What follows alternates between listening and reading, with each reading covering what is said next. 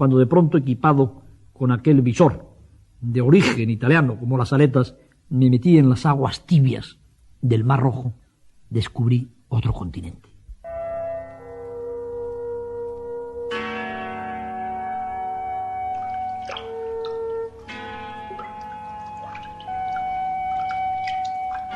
Entré en el paraíso del coral. Entré en una barrera coralina que separaba aquella zona de la playa del Mar Rojo propiamente dicho, y en la que todo era quietud, transparencia. Aquello estaba lleno perfectamente de las criaturas más asombrosas y maravillosas. Sin mucho trabajo pude ver rápidamente, por ejemplo, los peces anémona, esos peces llamados también peces clon, que tienen rayas rojas y rayas blancas y que viven entre los tentáculos venenosos de la anémona sin que la anémona les haga daño, en una extraña simbiosis. Vi también muy pronto al pez desparasitador, ese pez que se permite meterse dentro de la boca de terribles depredadores, como son los meros de los mares tropicales, para librársela de parásitos, librársela de suciedades. Empecé a ver todas esas cosas que yo en los libros había ido recopilando a lo largo de años de lectura y que de pronto, en medio de una temperatura perfecta, sin ninguna clase de trabajo, porque yo flotaba sobre las aguas tibias del mar, moviéndose como ancestralmente debieron moverse nuestros antepasados en los mares cálidos y genesíacos de la tierra, iba yo avanzando con la cabeza por delante y las plantas de los pies por detrás, que es la manera clásica como se mueven, la manera clásica de locomoción de los vertebrados superiores. Iba viendo los peces ángel, los peces mariposa, me iba enterando de que en aquel fascinante mundo del coral todo era pluscuamperfecto. Vi aquellos fantásticos prodigios de color, que son los peces ballesta o ballesteros, que cada especie está pintada por unos colores tan vivos que hay uno que se llama incluso el pez Picasso.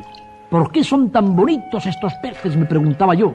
Ya sabía yo por aquel entonces que era una respuesta a la territorialidad, que cada pez es distinto y perfectamente llamativo para actuar como una bandera viviente, como un semáforo vivo y palpitante, para que los peces de su especie le puedan reconocer y distinguir de los otros peces en un universo de luz, en un universo donde se ve perfectamente a 30 metros de distancia. Iba yo sumido en estas cosas e iba navegando ya por las calles, por las plazas, por las glorietas de la ciudad sumergida del coral.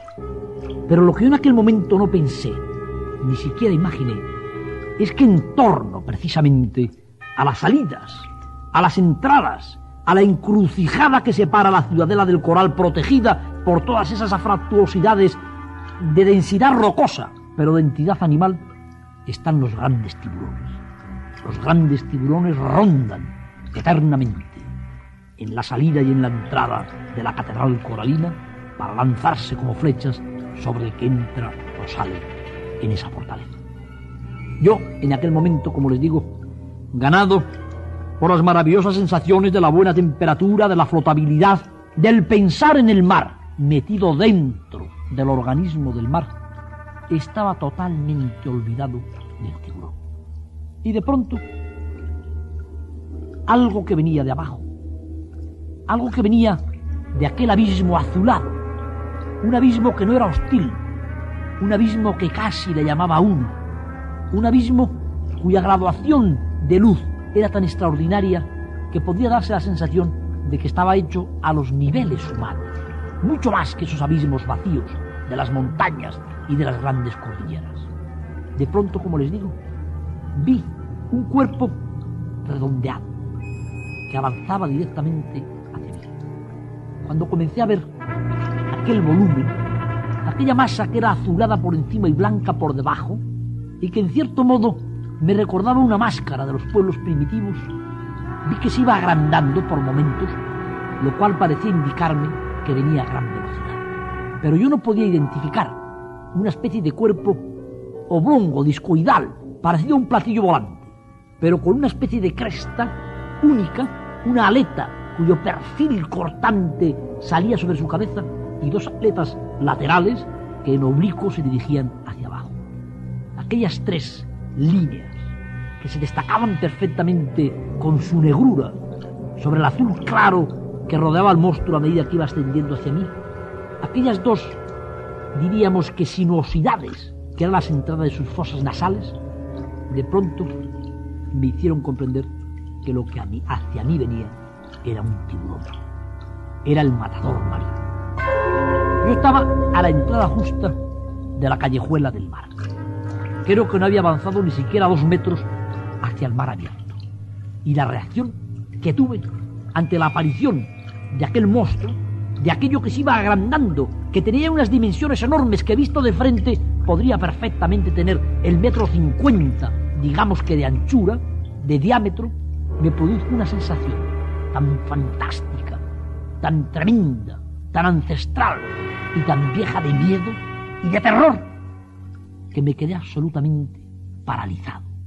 Yo creo que se me paralizó hasta el corazón. Desde luego dejé de respirar. No movía nada. Las aletas no podía moverlas. Yo no sé lo que pasaba dentro de mí, pero mientras aquella máquina monstruosa, que algo dentro de lo más profundo de mis neuronas me decía que podía ser el final, yo estaba quieto. No me movía. No hacía más que mirar a través de mi ojo único hacia lo que venía hacia mí. Algo me dijo, muy lejos en la historia de la vida. Algo me dijo muy lejos en la noche de mis tiempos, que lo que venía hacia mí era el rostro de la muerte.